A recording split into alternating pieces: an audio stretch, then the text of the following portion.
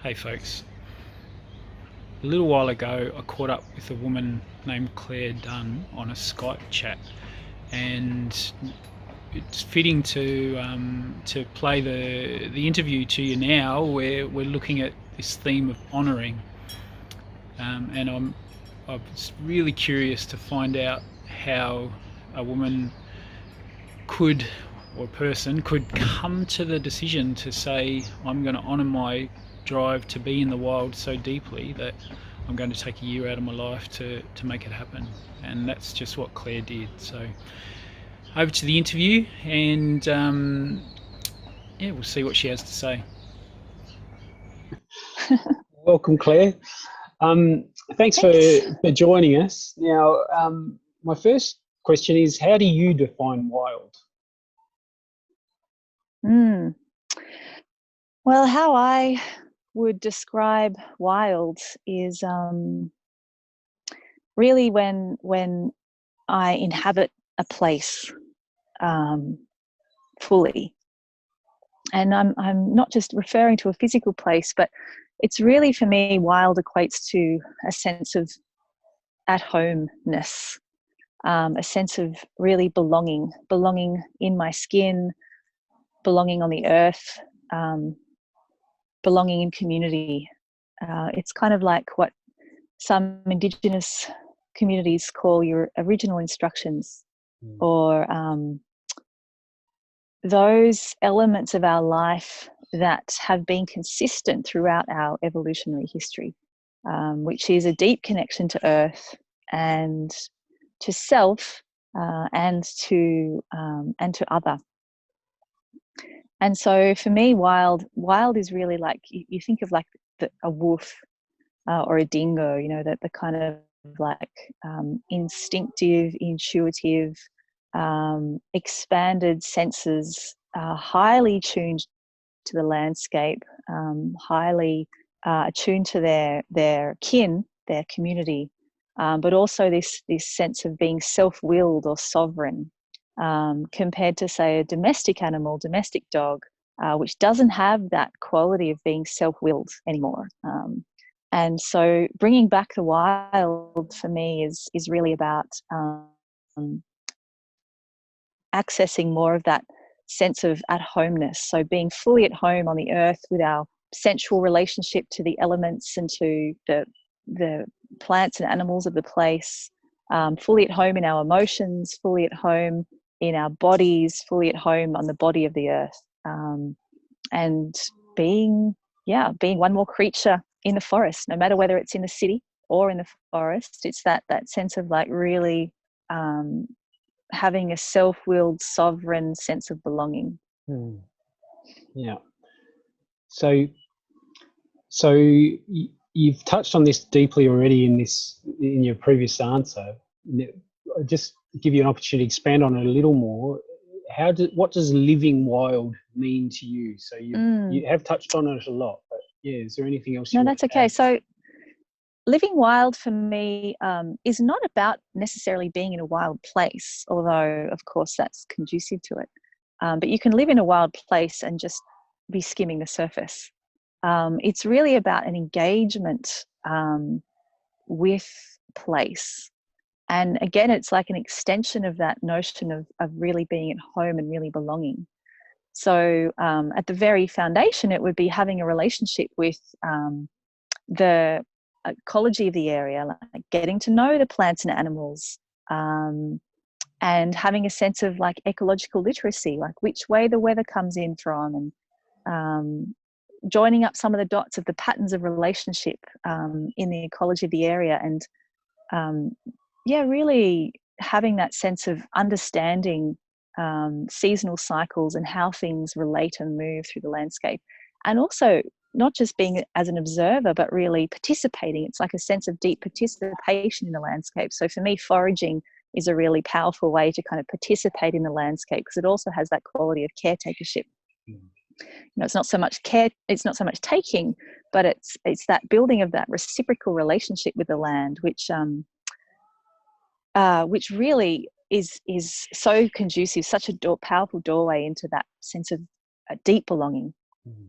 So living wild for me has a sense of like, yeah, connection to the life support systems that I rely on. So where my water comes from, what heats my fire or my kettle, where my food comes from, and not kind of necessarily being perfect in any of those, but really tending towards more of a simple, intimate relationship with those things.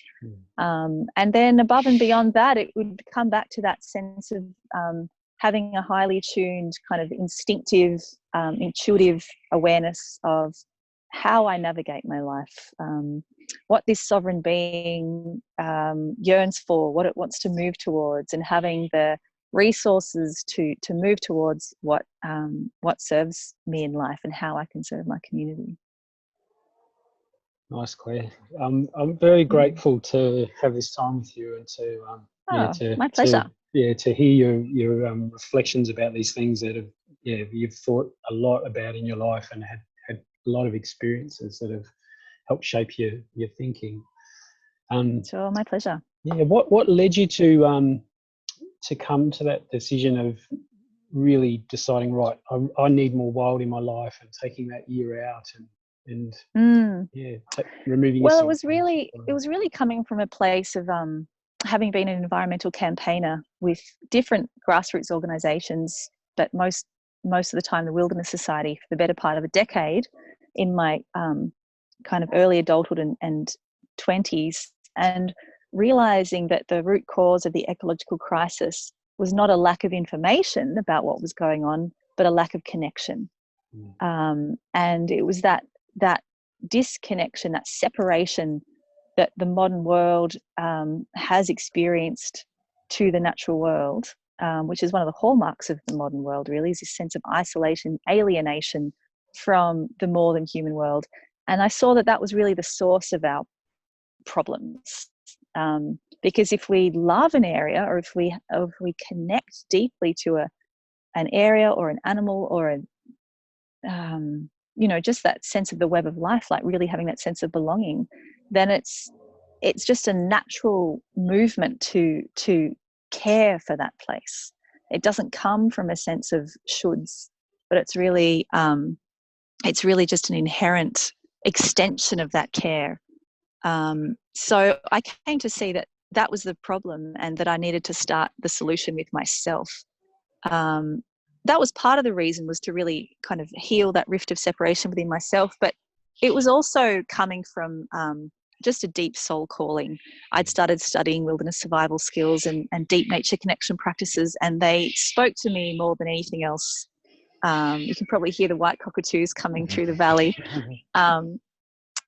It spoke to me more than anything. It was just like an inextricable pull. Like, this made more sense than anything else, and it was as much a feeling of the wild psyche pulling me in as I was moving towards it. So there was this kind of feeling of moving towards something that was moving towards me. And it was about really going deeply into the wilderness of my inner world and the kind of underworld numinous experience, as it was about exploring the kind of wild crafting skills and ancestral life ways, which, they're so mutually supportive, both those pathways of the inner and the outer wild. Yeah. And I imagine other people would feel that pull, and myself included, and not necessarily take that leap to honor it. So what do you think, if you could have an opportunity, which you do now, to influence others, and you are an influencer in this area, but what do you think it was that helped you take that leap? Well, I mean, in many ways I was incredibly lucky that I was in a position in my life that I could just leave everything for an entire year. Not many people have that luxury, I guess. So anyone who has the opportunity to really immerse in wild nature, I would just leap at it. And in fact, I hope to create that opportunity for others. But, you know, it was a very particular kind of experience because it was supported as well. It wasn't just me on my own. And I think that's really a key element of it, is that it was supported solitude. It wasn't just solitude. And community is such an important part of an experience like that, because you learn so much more together. And the solitude is so much richer when it has the community to return to. But in the lack of the time or opportunity to kind of go bush for a year, I witness and guide people through really deep connective journeys while they're living in the city. It's more about the willingness to say yes and then figure out how to do it within the context of your life, rather than waiting for some magical time where 12 months opens up and a program opens up, and it's just like saying yes and then seeing who's around and who can support you and how deeply you want to go. Yeah, that's sage advice. And look, you mentioned that your offerings. Your website, is that the best way people can find out more if they're interested to explore this and bring some of these shorter term experiences into their life? Sure, yes. naturesapprentice.com.au. I have some offerings. Obviously, there's not so many at the moment because we're not gathering in groups, but there will be increasingly, especially when this next book is finished. I'll be looking to create more opportunities for people to say yes to that connection path. All right, good. Look, I also did want to give you a chance just to talk. It comes through in what we've spoken about so far already, but in what ways has your time in the wild nourished or impacted on your life? How has that made your life better? Yeah, in many different ways, and even though it was kind of 10 years ago now that I had my year-long residential, I'm still finding new ways that it's working its way through my life. Essentially, it really opened up a conversation. It opened up a kind of conversation with the more than human world, and a kind of, like Rudyard Kipling's jungle law, like learning the basics of ecological literacy, so that I have this rich and abiding curiosity in what's going on in the world. What I can see the bowerbird over there, and I want to know, like, what's happening with it, and where is its mate, and when is its breeding cycle, and so on that level, it's just brought such a joy, this kind of ongoing curiosity and this nature connection path that there's no end to. In another sense, it's having that time in the wilds really unraveled a lot of the old patterning that I had been enculturated into in this culture, around striving and doing and relationship to time and busyness, and really kind of turned around my compass bearing, so that I was really living more from a place of intuition and fluidity, rather than more of a rigid kind of structural way of being. So that continues to be a dance and a balance, but it really has fundamentally shifted that way of being. And moreover, it's just given me this sense of what the wild, how to cultivate the kind of wild self that now I live in the city, and it's not dependent on where I am. It's really about that kind of state of mind and way of being. Yeah. Okay. So you mentioned being back in the city. Can you talk a little about how, now that you're in this city life, some of the routines that you have in your life that help to maintain and cultivate the wild? Yeah. So the foundation, I think, is my sit spot, which is a place that I go to in my backyard, which is luckily down on a river, in the Yarra River, where I sit as often as I can, just spend time down there and really soak in the the movements of nature around me, and it's a place to really reconnect with my own inner wilds, my own kind of soul. So it's an anchor point, and then also just really being aware and being curious of what's in my neighborhood, in my landscape. And I'm always tracking for where the rosellas are, and the lorikeets and the raptors and the possums. Always keeping an eye out for foraging opportunities, and charting the seasonal cycles, and celebrating seasonal cycles and seasonal indicators with my community is a really beautiful way to honor the wild, and to really kind of counteract the linear time scale that we're so in. Turning the phone off is a really powerful way to instant way to kind of reconnect with a sense of deep time. And look, for me, the city dance also is something that really reconnects me with that wild body and that fluidity. And really it's trying to bring a kind of state of just presence, and looking for like expanding states of connection wherever I am. And that can certainly be done driving down the main street of my suburb. And yeah, it's a good challenge for me at the moment to live in the city and not feel like there's some magical other place that I'm going to be more connected. Sometimes I get people coming to my programs in the city from out in the country, because they're needing that community connection. And there's so much to be drawn from the intimacy of regular, consistent community, and the creativity that comes from living in the city.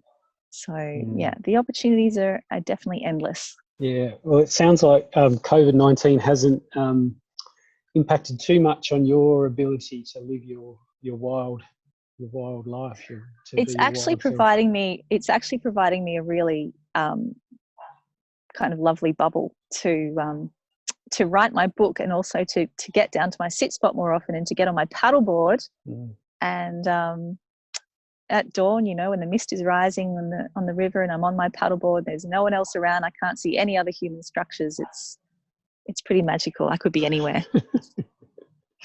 Wonderful, Claire. Well, look, thank you for joining us, and we hope to reconnect with you through this investigation.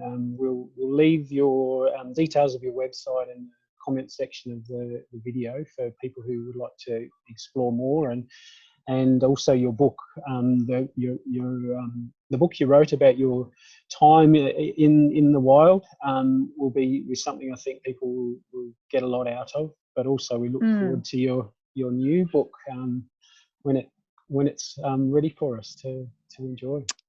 Thanks, Matt. Yeah, I love the work that you're doing there in Adelaide Hills, and great to be asking these questions at this time. Yeah.